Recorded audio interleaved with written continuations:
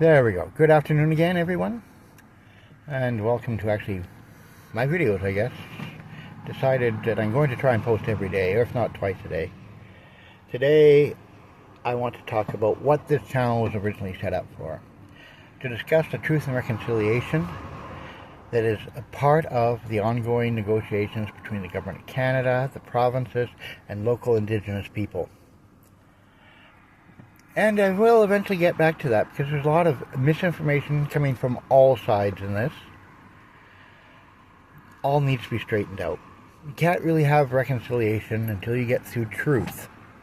But today, I actually want to talk about a specific action that was handed down in the courts of British Columbia this past week. In this action, the Cowichan tribe on Vancouver Island received several square kilometers of the city of Richmond in a settlement by a judge. It wasn't actually an agreed upon settlement. It was a court order. It's being appealed because it makes absolutely no sense. Cowichan people are from Vancouver Island, and apparently upon occasion they would come down to the Delta to do fishing and hunting long before we actually got the colonization of Canada. Of course, there's actually no physical evidence of that because they didn't make permanent structures.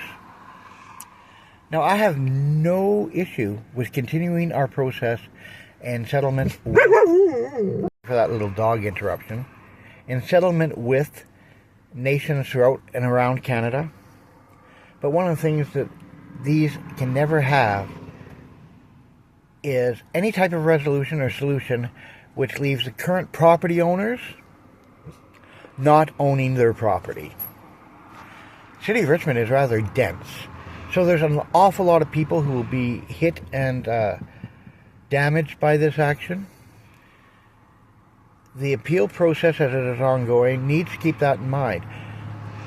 Plus, I really do have a problem with handing over lands to nations that actually had no established village, tribal center, or any type of physical presence on that land before the settlement. In fact, one of the biggest problems we have is if you add up every single claim from every single native band and nation in Canada, you would need basically the property and land value of 4 Canadas to make sure that they were all satisfied. The obvious problem is that that's never going to happen. Okay? I have absolutely no idea how the feds and the province are going to eventually deal with this through the courts. But at some point, we may have to use a notwithstanding clause. And if we do, it would be right. Because this is a bad decision. If you want to follow it, please check out the feeds from BC Global News and the CBC who have spoken on this, and you'll find actually 2 different sides of this, because as much as I love the CBC, they tend to be extremely on the extreme left on some things, whereas although I'm left, I'm middle left. Thank you. Have a great day.